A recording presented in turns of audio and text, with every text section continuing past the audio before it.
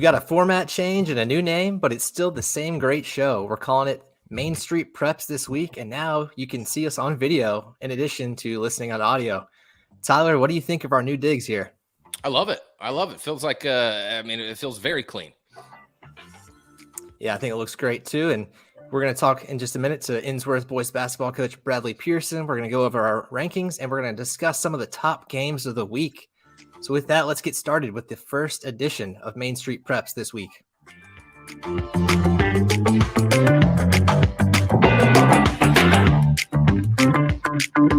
This is Main Street Preps this week, covering high school sports all across Middle Tennessee. Now, here are your hosts. With Tyler Palmatier, here's Russell Venozzi. Hello and welcome to Main Street Preps this week. I'm Russell Venozzi, joined as always by my counterpart, Tyler Palmatier. We are excited to be coming to you guys on video this week for a change. And we are going to get things kicked off by talking to Ensworth boys basketball coach Bradley Pierson. We're going to go down the Fab 15 Midstate basketball rankings, both boys and girls, and discuss some of the big movers there and some of the new entrants. And finally, we're going to top it off by previewing some of the top games to watch later on this week. First up is Ensworth coach Bradley Pierson. Bradley, thanks for taking the time to join us today. Hey, no problem. I appreciate you guys having me. So it's been a couple of months of change for you as well, Bradley. I know you took over as head coach just before official practices started in November. Was that kind of a little bit of a whirlwind there, taking over as the head guy? Yeah, certainly.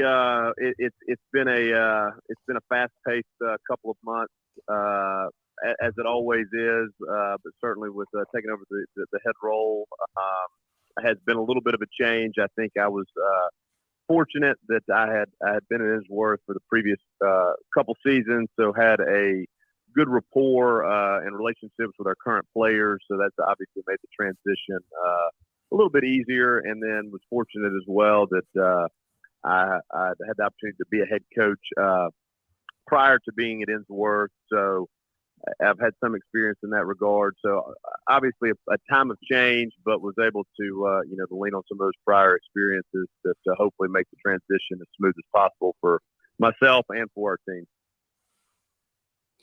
Bradley, what's it like taking over for a coach who has such a illustrious history, such as one that Ricky Bowers had? I mean, is there?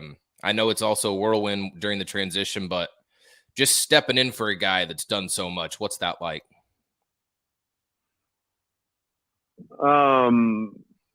Expectations are high. When you're stepping into a program that has had a lot of success, and obviously Coach Bowers and the Ensworth boys team has had a lot of success over the last 10 or 15 years. So that's it's big shoes to fill for sure. Coach Bowers has been a great resource and mentor for me, and obviously he's still here as our athletic director. So it's great to have him in the building and be able to lean on him for institutional knowledge and bounce basketball questions off of him.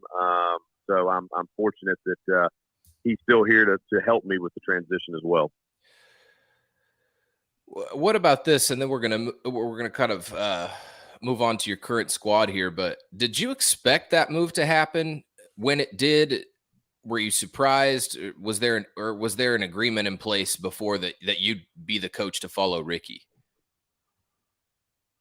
No agreement or anything in place. I think it was just a scenario where the timing lined up, and Coach Bowers was ready to kind of move on into the next chapter of his career and step aside from his coaching duties. And I was fortunate enough to be kind of right place, right time. And it was obviously something that me and him had talked about before the transition happened. And I knew as is the case that at some point he was going to retire. He didn't have as many years ahead of him as he had behind him, being a guy that's been doing it for a long, long time.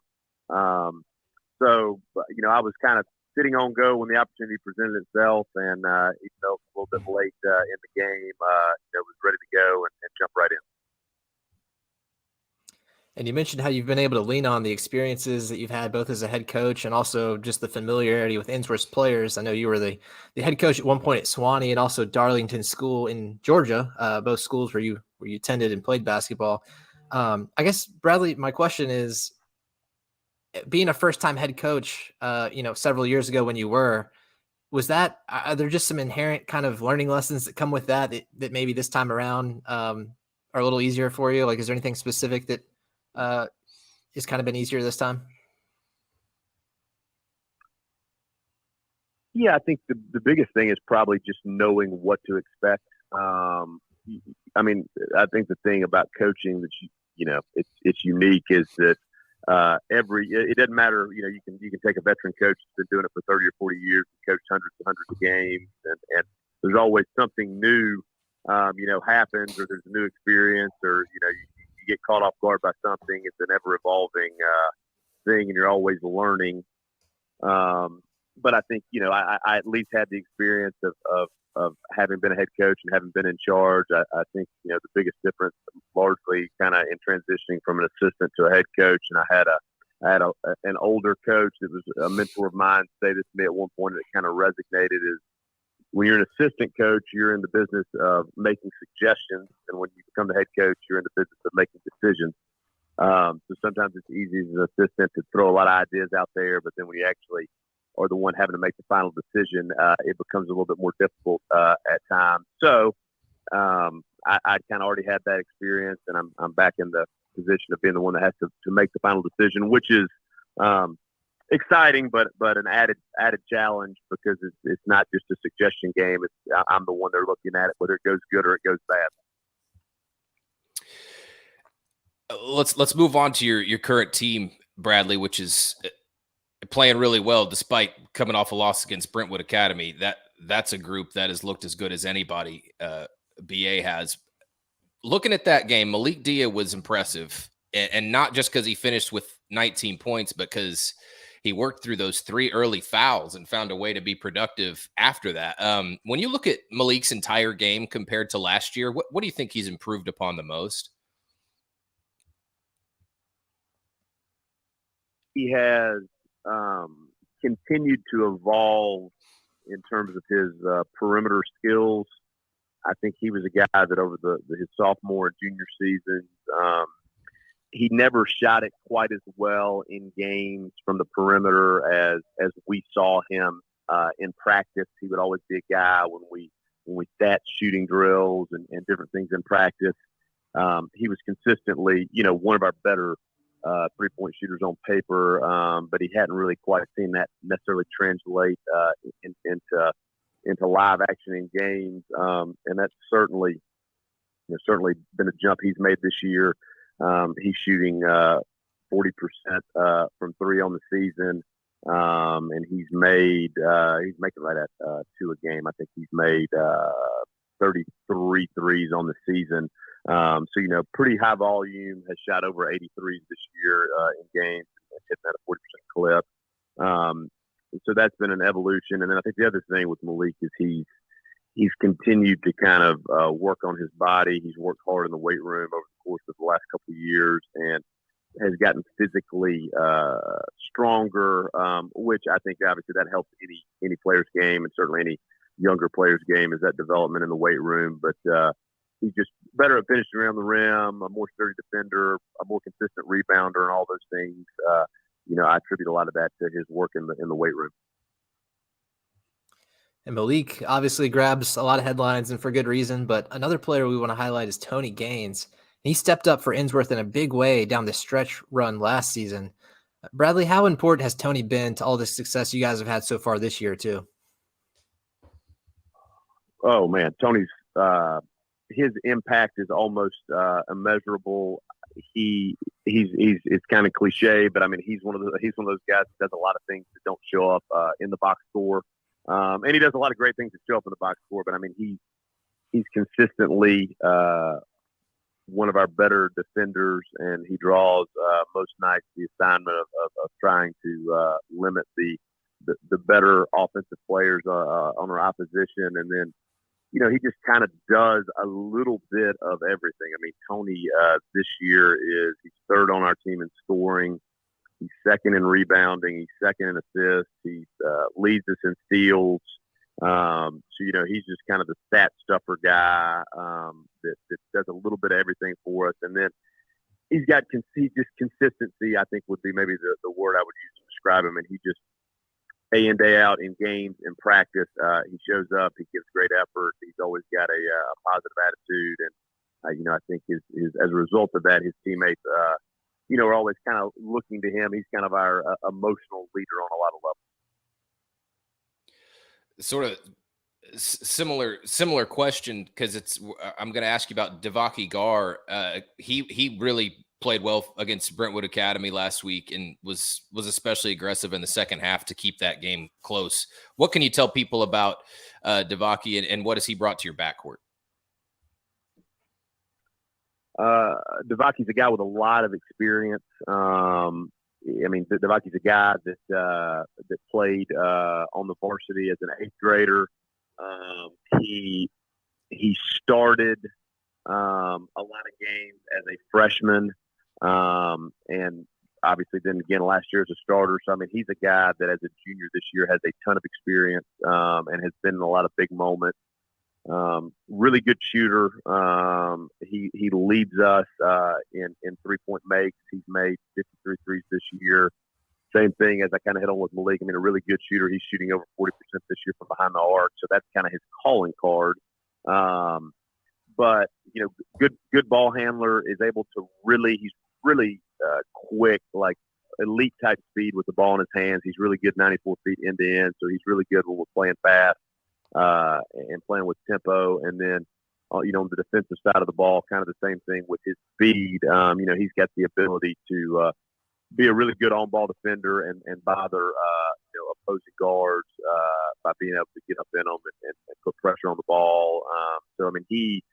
He's the ball's in his hands a lot, and he's in a lot of ways kind of our engine that I guess that kind of makes us go, because he's the guy when he's going well and he's pushing the pace. That's probably when we're at our best, especially from an offensive standpoint. So Tyler has alluded to the Brentwood Academy loss a couple times here, but that was Ensworth's first loss in 3 weeks. Bradley, is there anything you guys can take away from that game to help you in the next meeting against Brentwood Academy and just over the next few weeks of league play in general? Yeah, I think obviously Brentwood Academy has a great team, and haven't been beat this year. They play super well together. They've got a lot of those guys that were that are kind of their key cogs of their team this year. Have a lot of experience from last season when they had a great team and made it all the way to the state title, state championship game. I think the thing that we probably did not do a great job of on last Friday night is taking care of the ball. They forced us into an uncharacteristic amount of turnovers.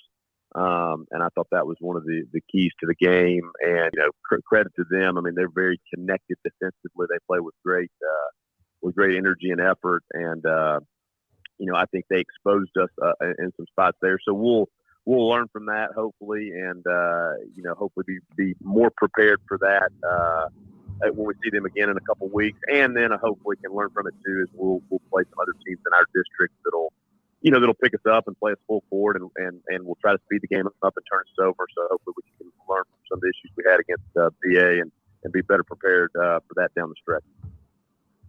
Yeah, Bradley, no shortage of opportunities to get better against this schedule, this Division 2 AA Middle Region.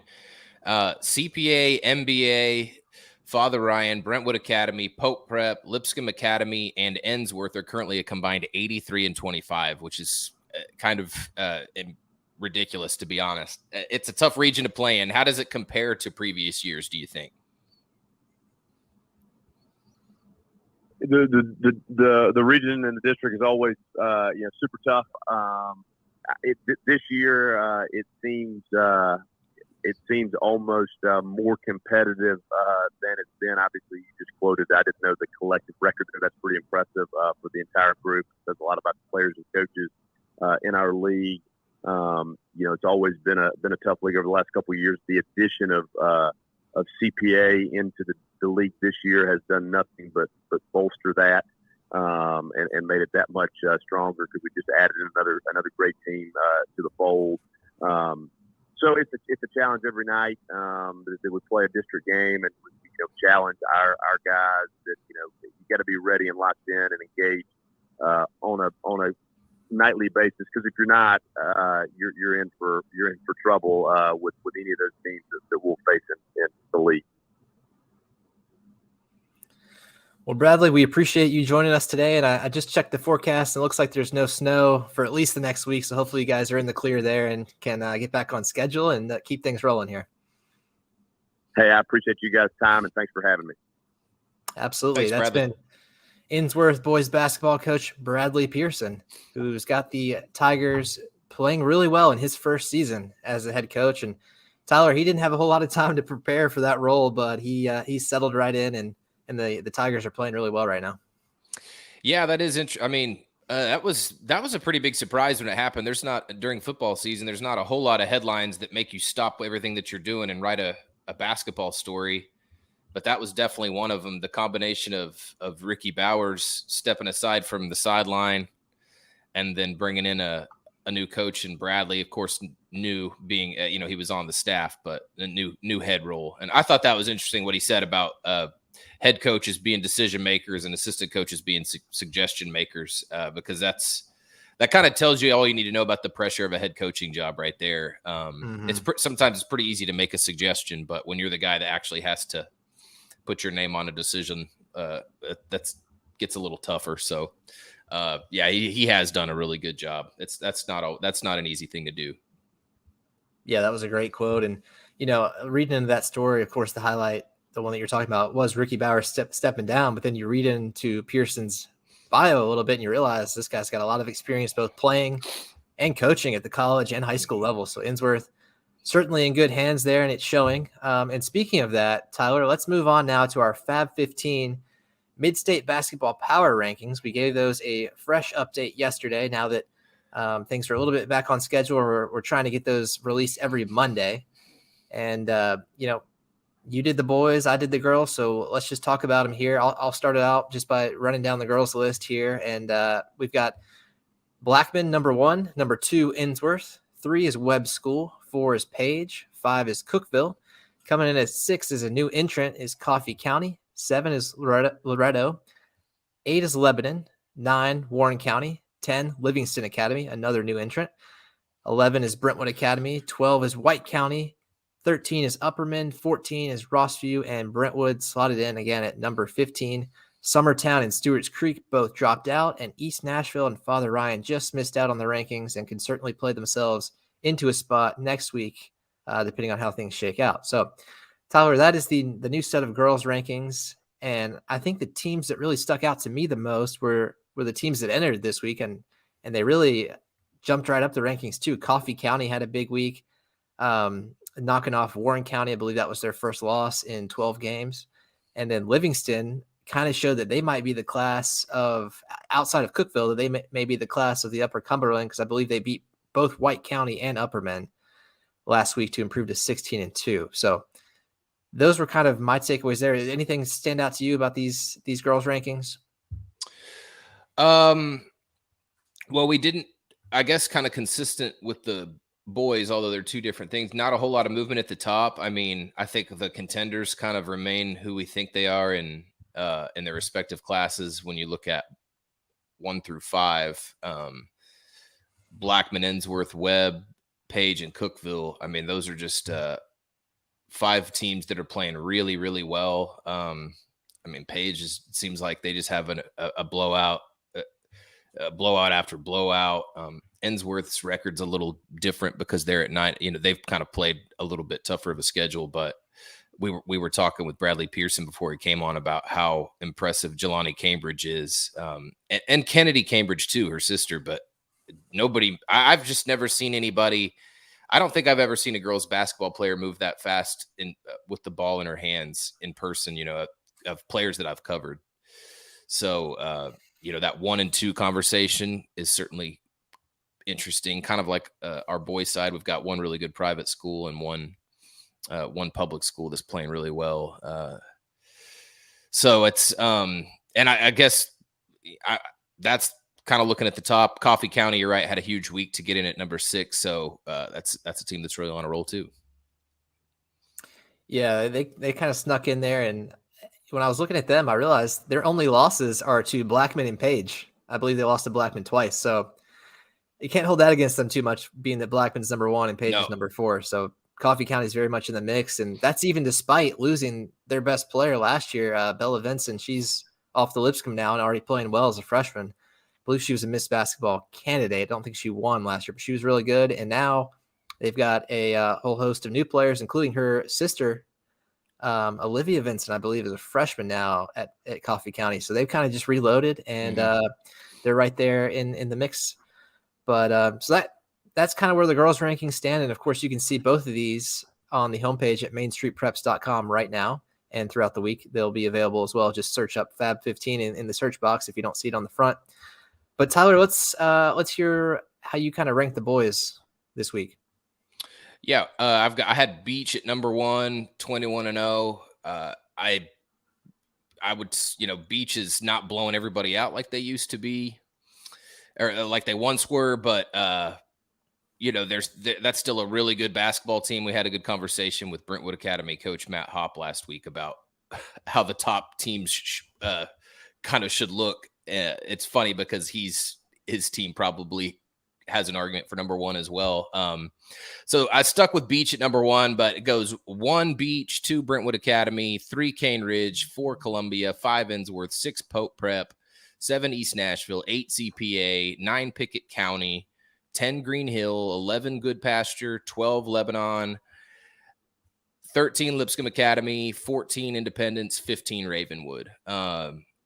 And Lipscomb, Independence, and Ravenwood are your new 3 teams. We lost Father Ryan, Cookville, and Friendship from that poll last week.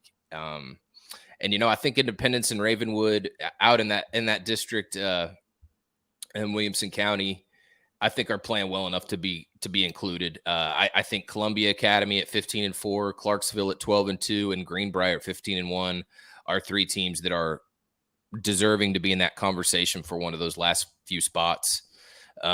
So we'll just kind of have to see how things shake out. A couple of these teams are going to play each other, and there's going to be movement. So there's definitely opportunities to jump into this poll, but I don't know. I think maybe what stood out to me the most is I'm trying to figure out Lebanon and kind of who they are. They've been a little up and down, but Jared Hall has not been available this month for the entirety of the month. So that kind of plays a factor. I was real impressed with East Nashville when I saw them. So, I like them being in that top 10 for sure. That's a really good group. But Russell, what stands out to you maybe about the boys' rankings? Yeah, I think it's interesting that in both the girls and boys, the public school, at least the top public school, is holding off the top private school. It'd be great if they could somehow play, but I don't think that's going to happen anytime soon, unless there's a special tournament or something like that. But yeah, this is a solid list. I got to see CPA last week, and they looked like they were going to take one on the chin to NBA pretty badly, and I think they were down by as many as 20 in the third quarter, but they came back.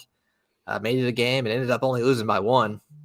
And actually maybe could have tied the game had a foul on the floor actually been called a shooting foul, because Jake Dykstra, he was fouled, and as he was fouled, and I've got the video, and it's kind of debatable whether it was on the floor or not, but like as he's fouled, his feet are on the floor, and then he takes a shot. He actually banks the 3. It goes in. So it could have been a 4-point play, but the refs immediately were pointing to a foul on the floor. And this was in the final seconds too. But anyways, besides that, CPA is having a good year there, and Kevin Maggard's first season. And, Good Pasture is another one that they've recovered nicely. I believe they're 3-0 since losing Isaiah West, or 3-1 since losing Isaiah West to the season-ending knee injury. So I'm interested to see kind of how they hang in there, because I think that district in that region that Good Pasture is a part of is kind of wide open now. Whereas before, Good Pasture kind of looked like the runaway favorite. It may be a little more competitive with the Davidson Academy, Friendship Christians of the world, but so far they're hanging tough.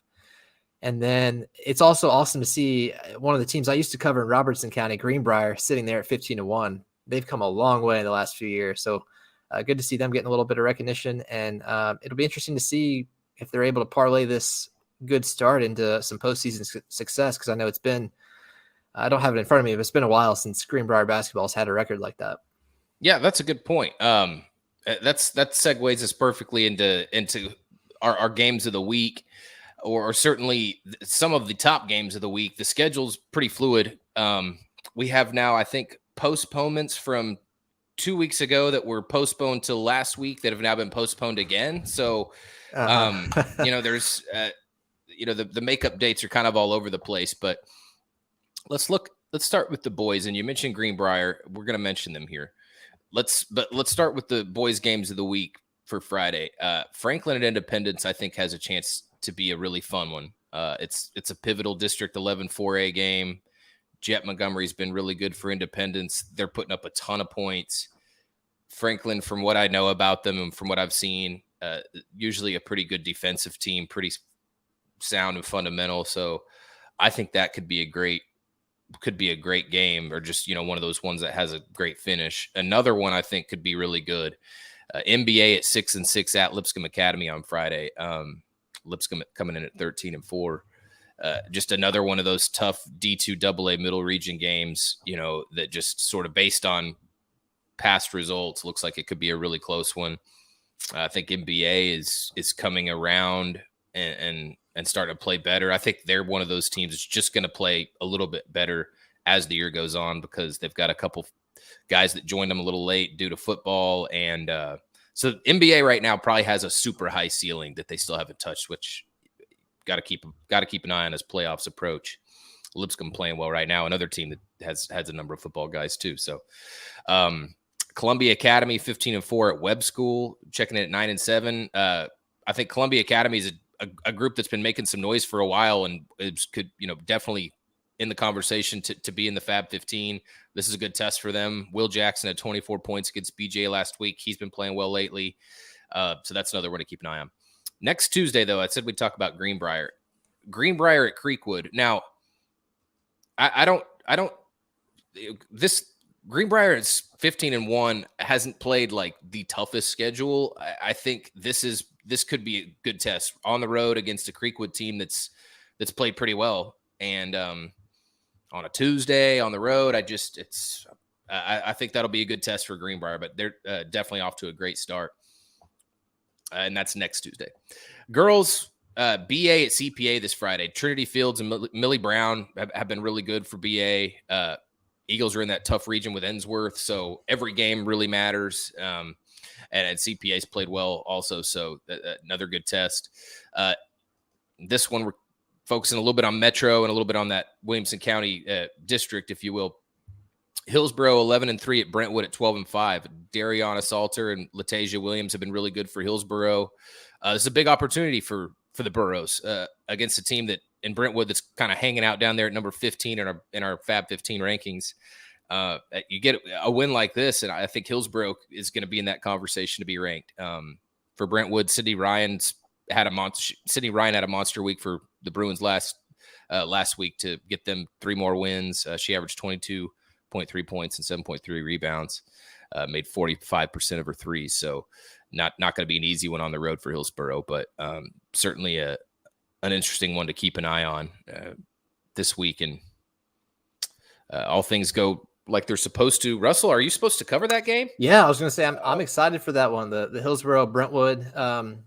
Hopefully the boys game will be a good one too. But yeah, I kind of had that girls game circled there. And you mentioned Sydney Ryan having a great season, and her younger sister Ella is a freshman, and they're both in the lineup. And I believe she's the second leading scorer behind Sydney. So the two Ryan sisters have been huge for Brentwood. And on the other side, like you said, Hillsboro has made a nice run here, and they've got to get through some of these Williamson County teams. I believe they lost to Summit last week.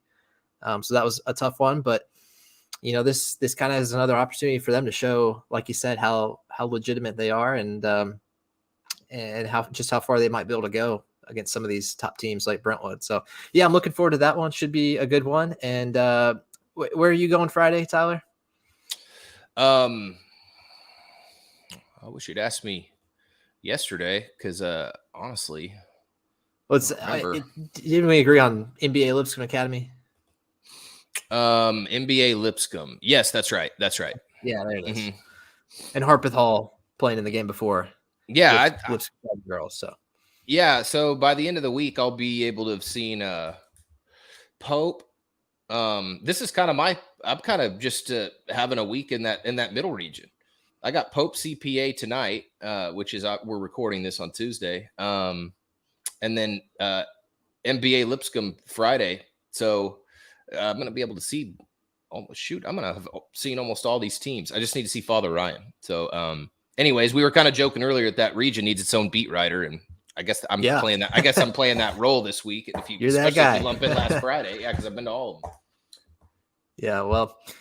Should be a great week of basketball, Tyler, and hopefully everybody enjoyed this new format. And like we joked about before, if video is not your thing, this is still going to be available on all the podcast platforms that it's previously been available on, like Apple, Spotify, and Google, and several others.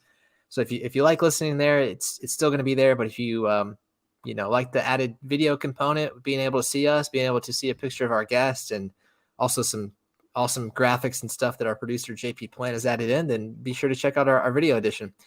And with that, you can stay tuned to mainstreetpreps.com all week for coverage from across the Midstate, and we will see you back here next week on Main Street Preps This Week.